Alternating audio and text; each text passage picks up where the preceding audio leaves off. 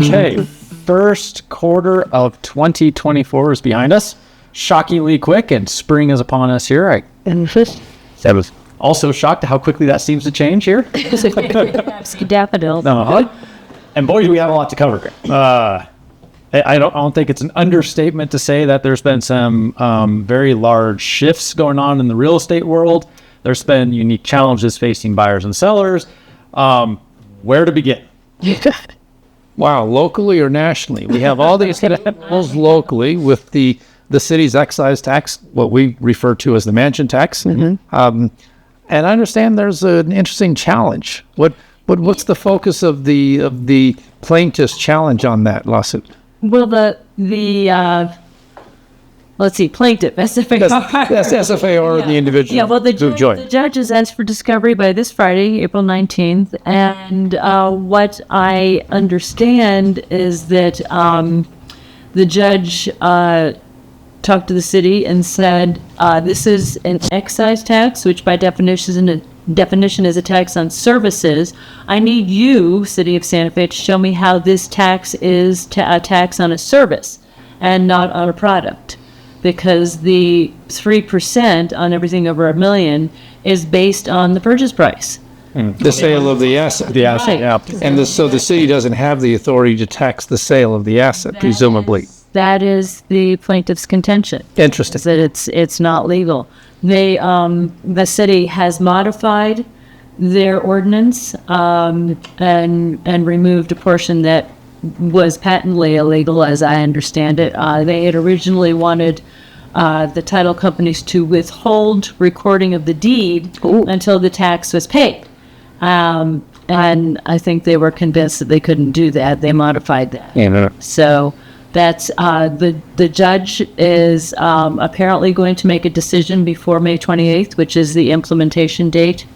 But in the event that he doesn't, SFAR has asked for an injunction to keep them from implementing that tax until he's made a decision. And he has not ruled on the injunction request either. So I think, it's very interesting. Clearly, the voters came out very strongly in favor of this. Right. I think that's in broad recognition of, as a community, we're suffering because we don't have affordable housing. Yep. And we do need that. I was so disappointed the city didn't take this and say, we're going to tax all real estate transactions over a certain price point. Because this excludes lots of commercial transactions. I mean, I think we discussed in other videos, there's a lot of different ways that we can help address these concerns. And I think, at least from my perspective, and maybe just we catch everyone up real quick, this is supposed to take effect May 28th. This affects only homes that are sold within the city. And the reason I'm emphasizing that is I think a lot of voters and folks out in the public have this perception that this includes maybe Las Campanas or Tesuque or some of the other foothill areas, which tend to have higher priced homes. In this case, it doesn't, right? So this primarily affects actually a lot of the old Santa Fe, downtown, east side, right? Including potentially, folks who've been there like multi-generational. So it's kind of a weird challenge to navigate, but it is only 3% on the dollar amount after $1 million. So for example, if it's $1.5 million, it'd be 3% on that $500,000. Right. So I just want to kind of clear that up for everyone who may not be aware of it. And that untaxable amount, the $1 million, will go up as I understand it, every 2 years with the consumer price index. Right. So as the CPI increases, it kind of the untaxable amount will go up. I've also learned that while there are other places around the country that do this, 3% is an extraordinarily high number compared to the others. That's my understanding as well. Yeah. So, a lot of the other municipalities will charge 1%.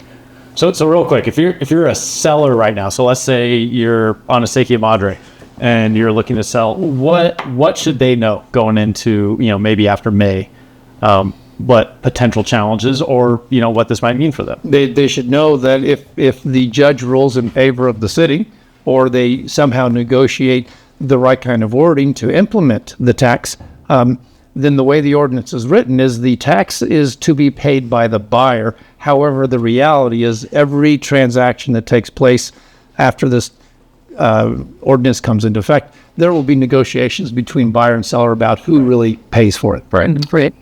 And it will be, it's not something that can be financed. It is something the buyer will have to wire to the city the tax amount within 30 days of closing. Right, from the individual to the city. Okay, Right. interesting. So if you're a buyer maybe looking in these areas, this is something to keep in mind. Yes. Yes. Okay, got it. Absolutely. Yeah. So it falls maybe more on them than the seller potentially. So okay, just wanted to touch base on that. So it's another chunk of cash that a buyer is going to have in order to. Or the seller, it'll reduce the seller's. Yeah. Yeah, potentially. However that's negotiated. Right. Yeah. Right. Well, let's hope we get clarity on it. I mean, Yes. at the end of the day, that's really what's most important. It's like we'll figure out ways to navigate around whatever. And then the other thing going on locally is, oh my gosh, all the changes in the insurance underwriting standards and how that has now come home to roost very quickly in Santa Fe. Gabs, have you been seeing any of that on termination side? I have. Actually, I've seen a few terminations with, in all honesty, some ridiculous policies that have been written for upwards of $250,000 for a policy As the premium. as the premium. Annually.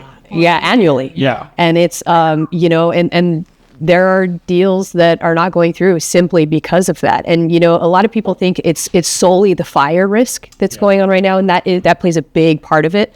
But it depends on the home as well. And that's what people aren't considering. If there's a lot of claims on a particular property, they're taking that into consideration now. And people are having a hard time finding homeowners So insurance. I guess like this is something I was unaware of and almost borderline seems unethical, but that's another conversation. So if I'm a homeowner and let's say I have like a leaky roof and I file a claim with my insurance, get it fixed, maybe have to file another claim down the road for whatever, other mitigation that might come from, maybe mold appeared later or something like that. So due to those claims, if I'm then a buyer looking to purchase said home, despite it being fixed, right, in accordance to the insurance company, a new insurance company can look at that and say, hey, this has had too many claims on it. I don't want to insure this house. Absolutely, they can. What's called the clear report, which looks past, what is it, 2 or 3 years? Do you know? Past several years of all claims made on a particular property. They also index it by people. Yes. So if you're a buyer who has made lots of claims, regardless of which property, you're going to be red flagged. I mean, which kind of makes sense. If you're someone who Yeah. like finds every little thing and makes a claim on it, Yeah. I could see how an insurance company would pull the plug. But yeah, But if there have been but even a home could potentially be marked. yeah. I think the challenge with the wildfire risk is that we're finding insurance companies just taking a big red line and outlining a zip code or a particular geographical area and say, we're not going to insure any homes within that location. So we've had insurance companies just exit the market. I don't think Chubb is offering any new policies. I think Nationwide is restricting their policies. So you really have to get out there in advance to make sure you understand who you can get insurance from and what the cost will be. And in their evaluation, they're essentially looking at what is the slope of a property, because that contributes significantly to the wildfire risk, how much combustible material there is on the ground.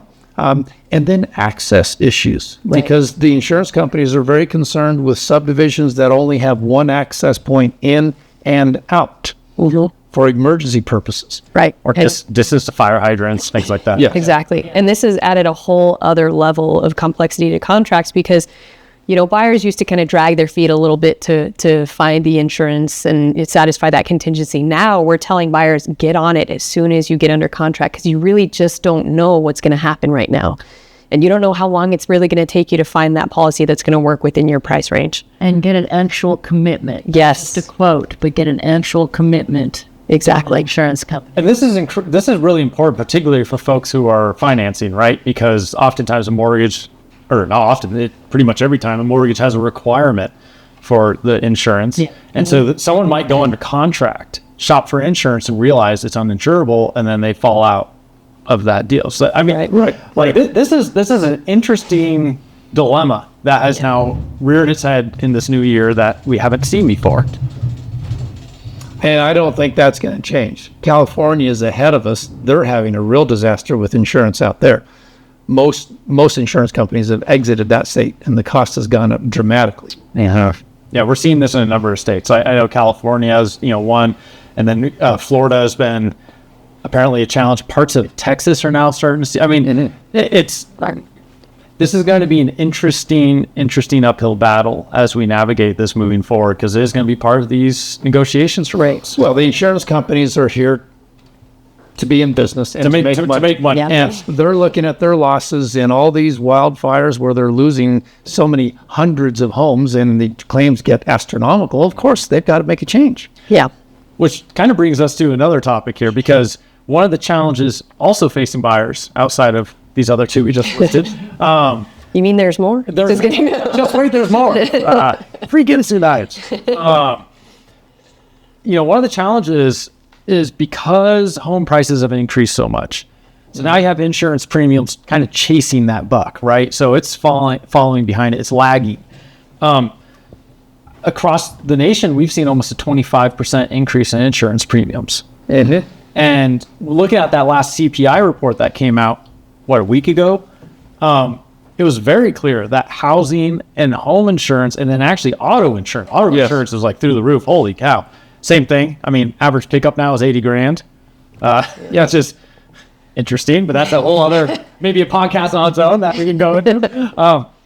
But, it's like when you're thinking about the interest rates, we had predicted that interest rates were going to come down by now, or at least show some breathing room for folks.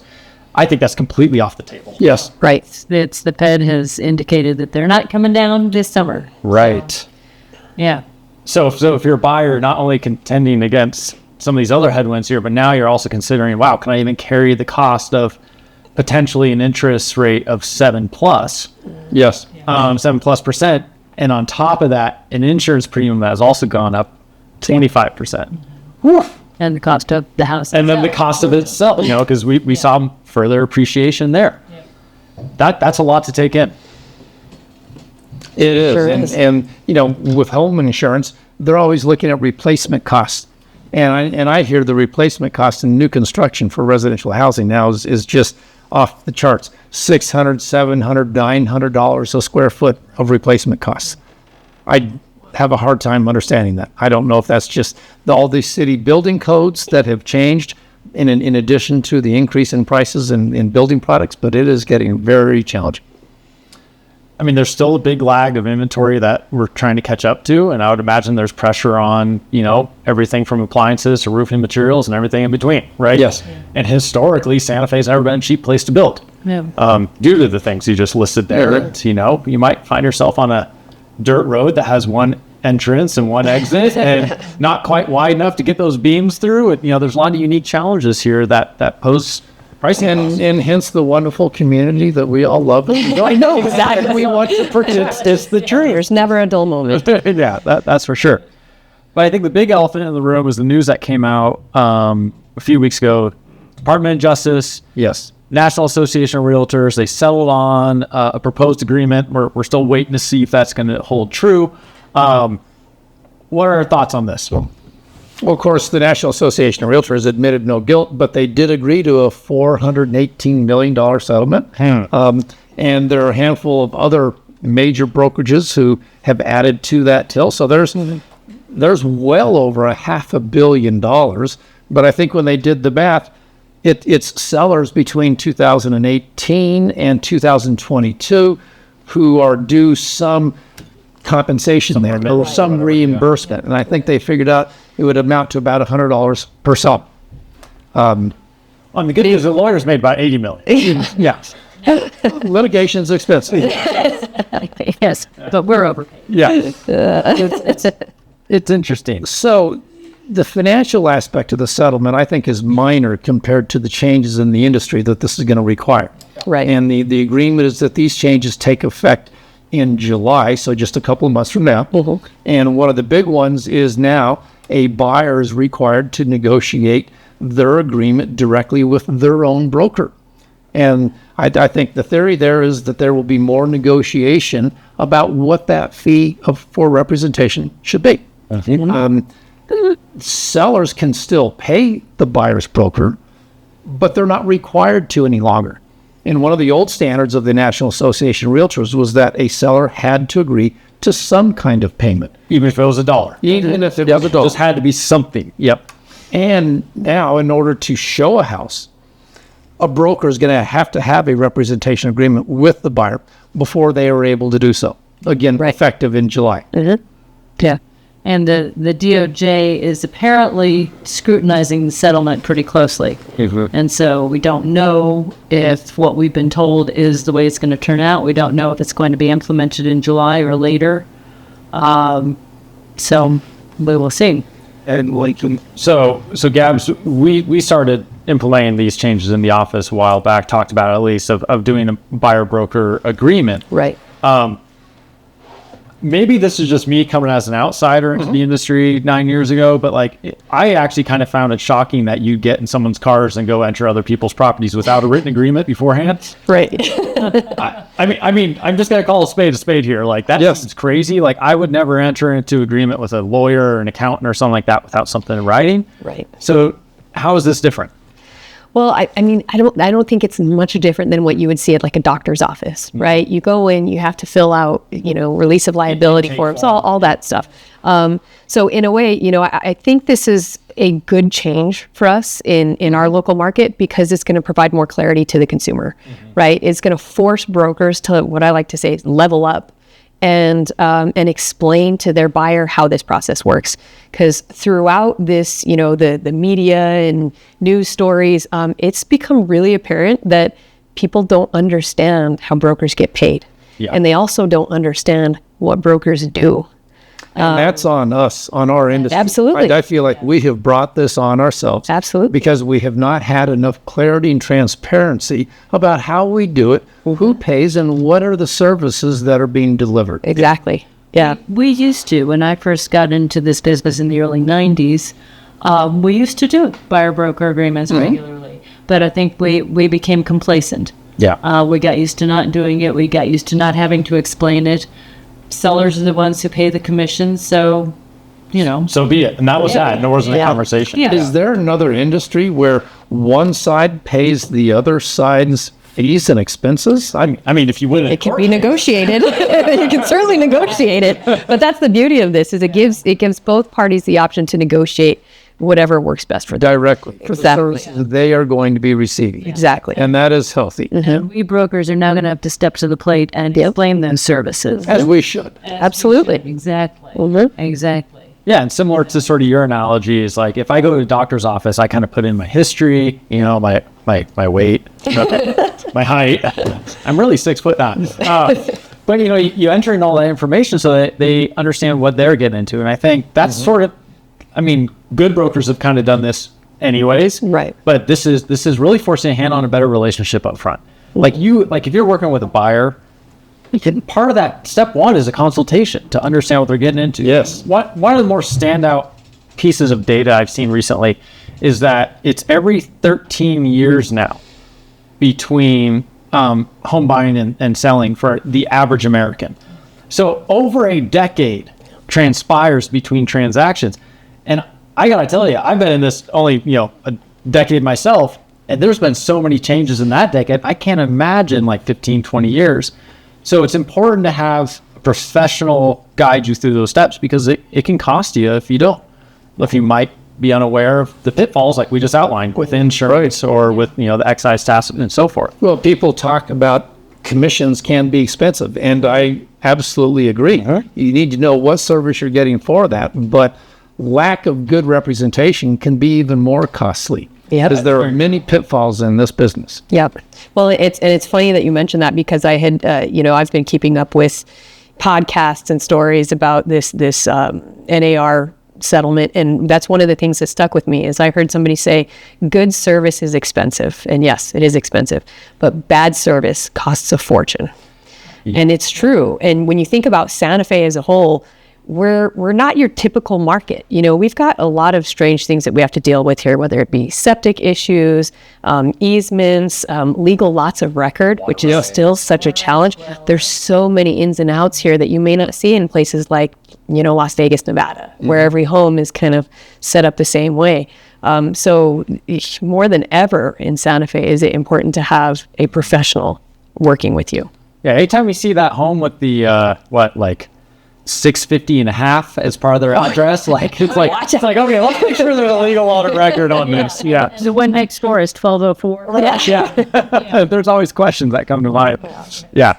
There's a lot of unique challenges out there. You know, we got interest rates, we have the uncertainty with the insurance market, obviously the costs of it. Now, this question of how do we see representation? I mean, if I was a seller, one thing that sticks out to me is like I don't want just some Joe off the street like walking into my home that I'm trying to sell and just have at it, you know. Right. So it's like there's all these weird nuances of like representation and what expectations should be and what those professional services look like. It's going to be an interesting while for us to find what this new balance and new normal is. Right. Yeah, we need a little more accountability. Yep.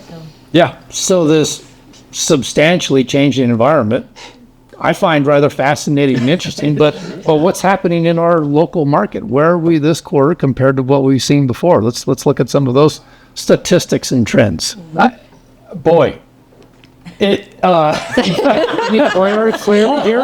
looking for some dice we can just throw out here. Well, I mean, how do we even talk about this? Like, it's so interesting that we're seeing things like days on market are increasing. Dramatically, right? Yeah. While inventory hasn't really increased that much. So it's like, okay, whatever is going on there. Pendings have increased. Terminations have increased. Yes. Prices of homes have increased. What the heck is going on out there? Like, everything I know at once. Yeah. And inventory was down, but it's creeping up now. It is. It's spring. You'll see it come back, but it's year over year. You know, we ended sort of last year looking at the entirety of the year saying, okay, inventory is still the number one challenge. Yes. Right. There's nothing for sale. We've seen inventory almost double in that period of time. Like, it has increased substantially, but it's still not even close to where we were in 2019. No. And sales are declining compared to this time last year. Yep. And although interestingly, January, February seemed to be pretty darn strong months, and March was rather flat. Yeah, and get back to the news headlines. I think, if you're just casually viewing these sort of videos and having these conversations, you might walk away going like, oh my God, it's a war out there. Like, there's so much going on. And it kind of is. But it's odd because it almost feels like we have entered into a little bit better of a balance of our market. Like, negotiations are happening again, right? Sellers and buyers are negotiating again. And that's good. And I want to emphasize that that's good for a healthy market, right? If a property has been priced aggressively, it better be turnkey and ready to move in. And we're finding that's not really the case, are we? Right. Well, and like David mentioned, the pending sales are up right now. So you would think that the closings would be up as well. And that's just not the case. Right. So that tells you right there that there's a lot of those aren't making it to the closing table. A lot of friction. Yeah. So there's negotiations, but there's also a lot of fallout. And what we're seeing again, which we saw a lot during the pandemic, are backup offers. We're starting to see a lot more backup offers come in that actually have a shot because some of these deals are falling out, and that person in that backup offer can move in and scoop that up. So, if there's a buyer out there that's saying, oh, well, this is under contract, I'm not even going to try, boy, consider a backup offer because you just might. You just might get it. I attribute more of these terminations over buyers and brokers doing a more thorough job investigating the property condition. Yep. How often were sewer scopes done 10, 15 years ago?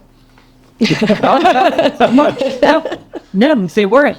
And we have cast iron sewer lines, we have Orangeburg sewer lines, we have all kinds of these old sewer lines that are at the end of their lifespan, but people don't always check out the condition of that line between the house and the city street, because that sewer line is the homeowner's responsibility. And what's the cost of replacing that? Oh, that can be easily $20,000. $1,000. Well, that's crap. Yeah, but I think we are still seeing multiple offer situations, and sometimes we see buyer's remorse. A buyer will, in order to get the contract, waive a lot of contingencies, pay a little bit more than the asking price, pay a lot more than the asking price, and then say, oh my God, what have I done? Yes.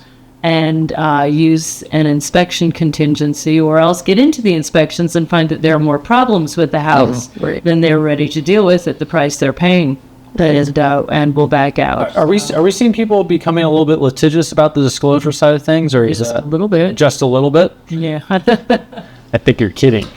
So, and it's very clear, while New Mexico doesn't have a statute, a law that says by law, legally, you are required to disclose any adverse material facts you know about the property. Case law clearly supports that.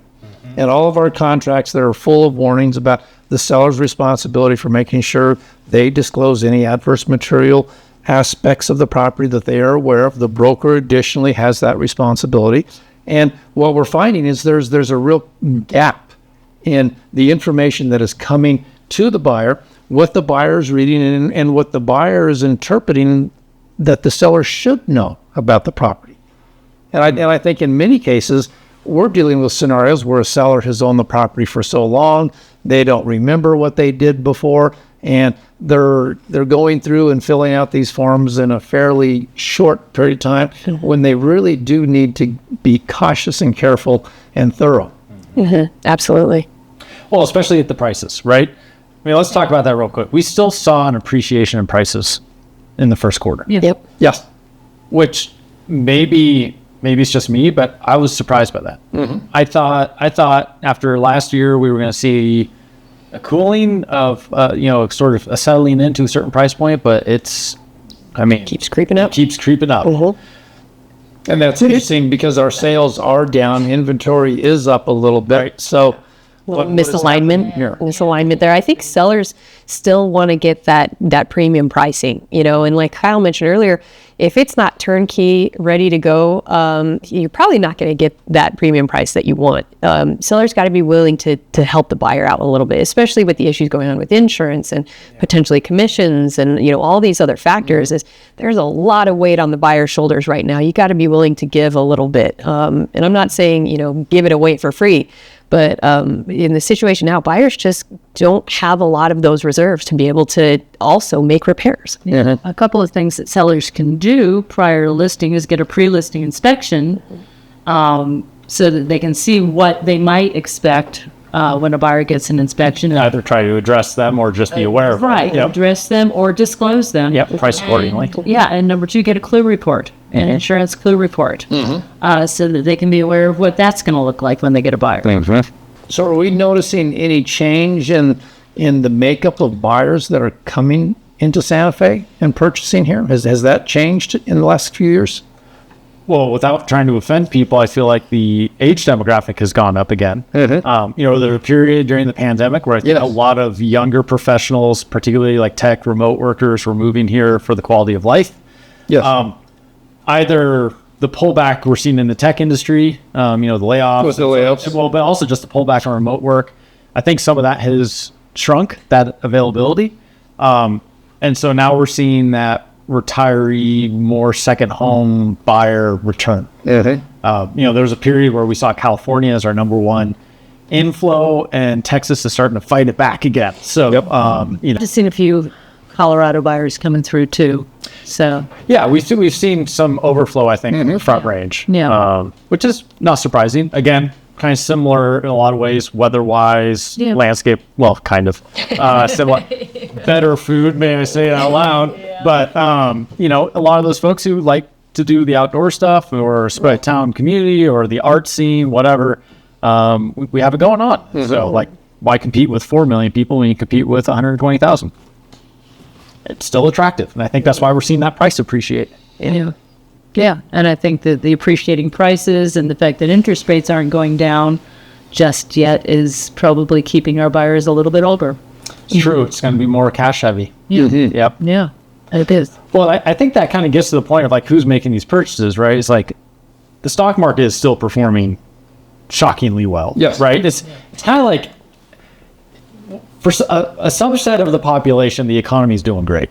Right. And they're the ones who are still making these purchases. Yeah. And it tends to be on the older side. And so we're still seeing a lot more activity in that, where maybe young professionals are still trying to find their footing. And now they have all these other challenges being presented to them in the home buying process, which is the irony of that DOJ settlement, right? The idea was to help make it more affordable. And it's like, boy, I struggle to find sellers who are like, you know what, I'm going to lower the price of what I'm asking for my property. That No, that's not. It's not happening. that just doesn't happen. Like oftentimes our broker's trying to talk a seller down from a price because they think it's unrealistic. Yeah. So if you start removing some of those barriers and then putting all that pressure on the buyer, boy, the buyer has to come up with a lot of money. The buyer has to come up with Everything. cash to Yeah. pay his broker. Unless they can negotiate something with the seller. And perhaps we'll see, loan originators, underwriters start being able to finance this. Yeah. If you're currently a VA or FHA loan or needing assistance, this is a major hurdle. Right.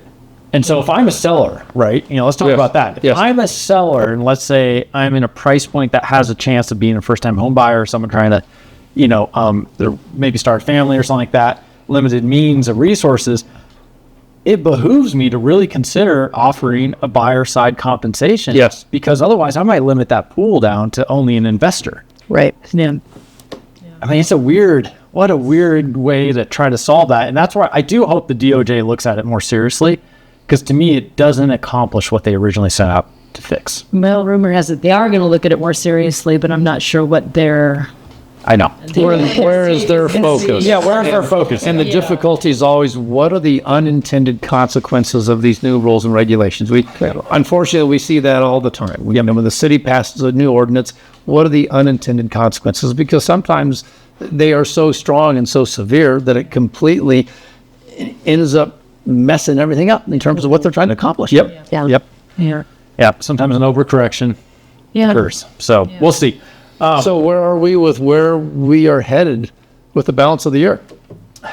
There's some I think we don't feel interest rates are really coming down. No. Those are going to be steady. No, we have a couple of unknowns out there. What's the DOJ going to do with the settlement? And if and when it's implemented, how is it going to affect us?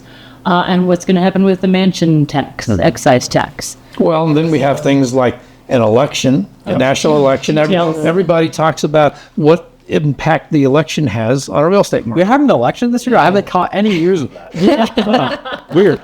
You got to get out more. Yeah, and this election, I think, promises to be a little more different, a little more unusual. Probably be fairly subdued, and you'll have to check PBS to hear about it. So is that going to impact our market? Boy, that's at the end of the day, people are still looking to live where they want to live, raise a family, change it. Mhm. That never changes. My question is like, are you seeing people who maybe moved here during the pandemic and are having either second thoughts about living here and want to leave? Are you seeing people, again, maybe on the remote work side, that aren't going to be able to do that any longer, perhaps have to sell? Do you have investors who, bought a second home they want to rent out, and turns out the carrying cost of it is too high? I mean, I just feel like there's going to be a little bit more inventory this summer. That's my hunch. It's like, I feel like there's going to be more inventory this summer at the same time that buyers are under intense pressure to perform. And thus we're going to be in a very tough market in the sense of prices will stay high, but they're going to get whittled away maybe during negotiations. Mhm. That's my guess. I don't know. Am I full of crap? I hear No, what's going on? I completely agree. What I was seeing at the end of March, I was a little concerned because it was kind of quiet around the real estate market a little bit in comparison with the prior months and the year before. And I think a lot of that has to do with people being, the unsettled feeling about all this stuff going on. But as soon as April started, it's like got shot out of a cannon again. Yeah. So it's so hard to tell even week to week. But I think you're right. I think the prices will come down just incrementally, and we'll start to kind of level off and find a good balance point between sellers and buyers. I'm not going to say that they're going to come down off the top. What I'm saying is they're going to get whittled down in the process of getting to closing. Mm-hmm. Like whether it's inspections or appraisals, that's where we're going to see the adjustment. The negotiations. Yeah, until we get caught up. That's my guess. It has to. It has to. It has to. Right? And let's talk about the higher end, the luxury market real quick. It's kind of weird. It doesn't feel like there's a lot of news there. There's the luxury market over $1 million has been a lot more consistent than the market in its entirety. We have about the same number of sales as we had last time. Inventory is virtually the same. I was really anticipating that inventory over $1 million would significantly increase, and that has not happened. Well, I mean, it's steady Eddie. That's fine. You know? How about land? Land is pretty steady. Usually land sales pick up in the spring as people start to think about building. Construction costs are up there. Yeah. And spec permits are down. And so... And I think it's getting more difficult to finance a spec construction project these days. It's getting more difficult to get a building permit these days. It's just taking longer. And the supply chains are still a little slow. So I think that land sales may take a dip. They've seemed pretty slow recently. Yeah. It's kind of cooled a bit. And, you know, I do wonder if, like, that initial burst of people are like, well, it's going to be cheaper for me to build. And then the cost of building caught up where everyone's like, well, now it's not cheaper to build anymore. And so we're back to the square one. I think rural land sales are a different animal. Yeah. Because the buyers for rural land are the ones who they want to get out there and build their own dream home. And a lot of those are owner builds. And so that's a different animal. But yeah, I think as far as spec building and closer in land sales, I think they might slow down. So we kind of covered already, but so if you're a buyer, what's the advice? Do your homework? No, I mean, be vigilant. If you're a buyer, be vigilant. Be aware. If you're a buyer over $1 million, be aware of the possibility of the mansion tax. If you're a buyer, you're going to have more conversation with your broker than you did in the past. You're going to talk about what your broker's going to do. You're going to talk about what you may need to pay your broker. And maybe the strategy of what that offer might look like. Yeah. Okay. Because that's going to add another whole layer to negotiations. I'd say don't be afraid to ask questions, because in the situation that we're in with all these different moving pieces, it's hard for anyone who's doing a sale every 13 years to keep up with. Yeah. So don't be afraid to ask questions. There are no dumb questions. Talk to your broker. Make sure you really understand the process of how this works, because it does get more complex every single day. So ask questions. I mean, I'll just say right now, it's like, so, you know, my home is currently under contract, right? You recently gone through this? I've recently gone through this, and as someone who works in this day to day and sees the good, the bad, and the ugly, a few times I was caught a little flat-footed going, wait a second, what do I need to do here? So, I mean, it's funny. It's like we lose sight of that. And I think that's what has been the unfortunate casualty of all this noise out there is a good broker is a good broker, and they're going to help you achieve what you're trying to achieve. Yeah. Unfortunately, the industry has such a low bar to entry that might not be true for all those people. So my advice to a buyer is interview those brokers, ask good questions, be well informed, right? Because it is a moving target right now.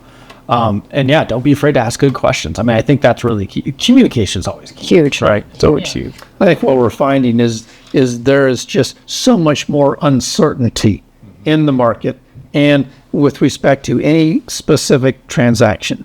And that is the big change, and I think, in our transactional business between now and, say, 10, 20 years ago. There are a lot more things that can come out of left field and interrupt a transaction these days. Yeah. Yep. So if you're a seller, flip it on the other end. What's the advice to a seller right now? Same thing. Talk to your broker. Ask all the questions. Think about how your decisions are going to impact the buyer. Expect to be negotiating things like contributing to the excise tax, contributing to the buyer's broker's commission. And then, as you go through the process, our purchase agreement form is 22 pages now? Make sure you understand it. Make sure you take the time to review it with your broker. And I'd point out that, I'm sorry, Dad. I was going to say that is a great point, though, because it is quite lengthy, and to really take some time and sit read through it, make sure you understand, and again, ask the questions, because there's so much information in there, along with the purchase agreement too. You don't want it to just fall in front of you and then you have to sign. You want to make sure you really understand what's in there. Yep. So, ask for drafts of the listing agreement and for the purchase agreement so that you can get familiar with it ahead of time. Yeah, absolutely. I was just going to point out, within our market here in Santa Fe, we see so many different microcosms of the market. Make sure as a seller you understand what is really going on. What are the properties that are truly comparable to yours? Because in order to sell successfully, I think you have to have a mindset of thinking like a buyer. What other properties is the buyer going to be comparing your property to? What is going on in those markets? Yep. Yes. And there's a lot of strategies that can be employed there too, depending on what your objectives are. Right. If your objectives are to, not have a ton of inspections because you're concerned about that, well, there's going to be ways to maybe position your property to do that, for better and for worse. And, likewise with pricing, likewise with timing, right? Don't discount all those little decisions that add up to the result you're after. Because getting to the closing table is harder than it's ever been. Yeah. Right? And we're seeing that statistically. I like how we all just laugh, but it's like kind of that nervous laugh of acknowledgement of like, wow, it's challenging. And I just think it's important for people to understand the process, trust who they're working with, but think strategically about what they're trying to accomplish, right? Because there's different ways to get there. Right. Yeah. And prioritize. Decide is it more important for you to get a higher price or a quick closing? Right, exactly. Yeah. And that's, just one thing that you need to consider. Just There's a lot of different ways. Yeah. So it's good to go, sit down with your broker and go through an exercise of like, what if, right? Yeah. I'm a good test subject. I just had all those things play out in my own life. And it was a good reminder. So I think it's always a good idea for a real estate broker to buy and sell their home every number of years so they remind themselves what a client goes through. absolutely. It's a lot. It's very emotional. It can cloud your judgment of otherwise, a fairly sober mind. So, be thoughtful about what you're doing. Yep. Be careful out there. Yes. Okay. Well, let's see. Real quick, before we sign off, behind us, we have some cat goodies, dog goodies, and everything else. We're still doing our Espanola Humane Drive. We're going to do it through the end of the month here, end of April. And then we have an adoption event next Saturday. On the 27th. Yeah. 27th. So and just to clear up on the other video, I am not up for adoption, despite what my wife might say. And no, I am not potty trained. We've been working on that for years. I love reading those comments on there, which are concerning about what people think. But regardless, awesome organization that do wonderful things for our lovely furry friends. And so we're trying to support them. So come by our office, drop off some goods. It really does make a huge impact. It does. It really goes a long ways. So help us out. And otherwise, we'll see you in 3 months. Yep. Cool. Good. All right.